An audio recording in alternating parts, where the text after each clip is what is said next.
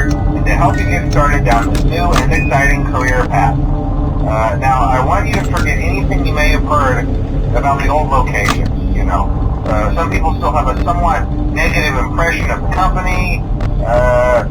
That old restaurant was kind of left to rot for quite a while, but I want to reassure you, Fazbear Entertainment is committed to family fun and above all, safety. They've spent a small fortune on these new animatronics. Facial recognition, advanced mobility, they even let them walk around during the day. That neat. But most importantly, they're all tied into some kind of criminal database so they can detect a predator a mile away. Heck, we should be paying them to guard you. Now that being said, no new system is without its kinks. You're only the second guard to work at that location. The first guy finished his week but complained about conditions. We switched him over to the day shift. So, hey, look at you, right? Mainly he expressed concern that certain characters seem to move around at night and even attempted to get into his office.